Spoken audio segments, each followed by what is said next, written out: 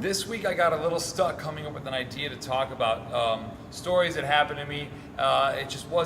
Stuff wasn't congealing, so I went back to the start of the idea of the impossible, right? For the longest time, people thought that no one would ever be able to run under a 4-minute mile, and they just thought it was impossible.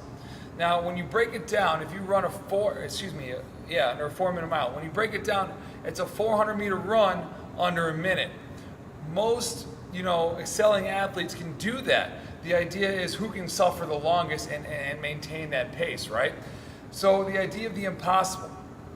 They once thought it was possible to go under 19 in the 50 freestyle. Then that happened. Now they said it was impossible to go under 18 in the 50 freestyle. Then that happened.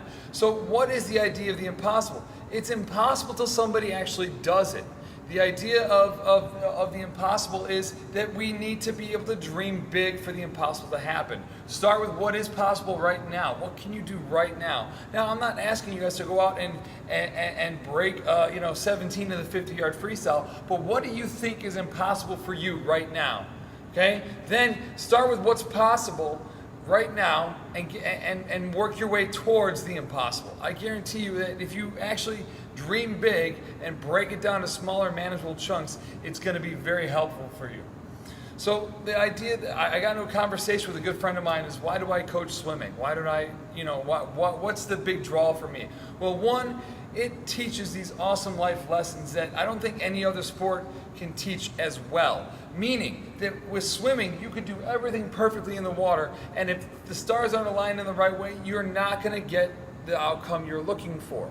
Now, does that mean we give up? No, that means we need to dig down deep, learn from the failure, and keep moving forward. There's nothing better in life than learning how to fail and keep moving forward.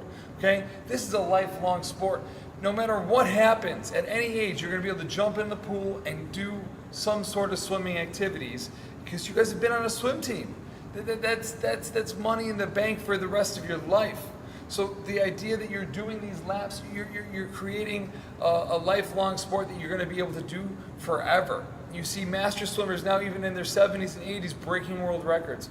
It's just a very empowering sport to be a part of. Third thing is it's fitness for life. You guys are creating these habits of waking up early, of getting a workout in every day, of spending some time for you to do these fitness activities. And no matter where you go in life, you're going to find something that's your niche that is going to be just like swimming for a lot of us. But some of you are going to go, well, swimming wasn't it, I started rowing. Or swimming wasn't it, I started to do water polo. Whatever you find your niche, this is a lifelong sport. This is going to be something that you're learning, that fitness is always going to be important no matter what age you are. There's one thing that helps to increase your lifespan, and that's actual exercise. So the reason I coach swimming is because there's just so much you can get out of this.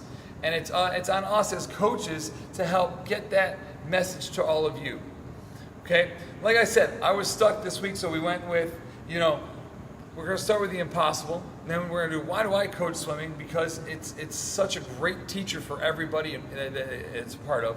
And now I'm going to go into what's my summer reading list for you guys. I know a lot of you like to do summer school. Maybe some of you like to read on your leisure. Or, you know what, a new thing that I've been doing is I've been listening to a lot more books on tape. I know it sounds like it's laziness, but if you think about it, us as a human species has only started reading as in the last 120 years or so, but we've been listening since we've been created. So sometimes that listening, it helps you absorb the information a little bit better, and something may click a little bit easier. So I've been doing a lot more listening to not only podcasts but books and tape and stuff like that. I highly recommend that, especially if you're just kind of hanging out in the house doing chores.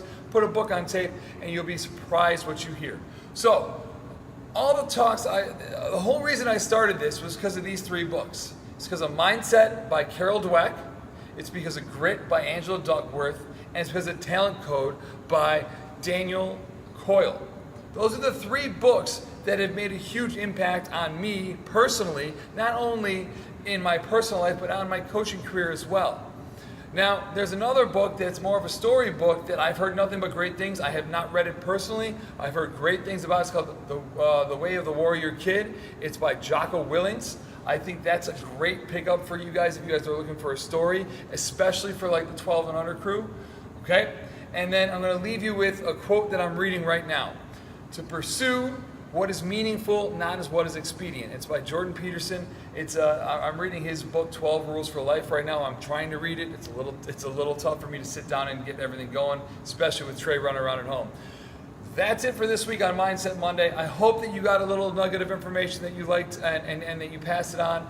And remember, we're only going to be better if we're all working together. All right? I'll see you guys on the pool deck. Have a great day.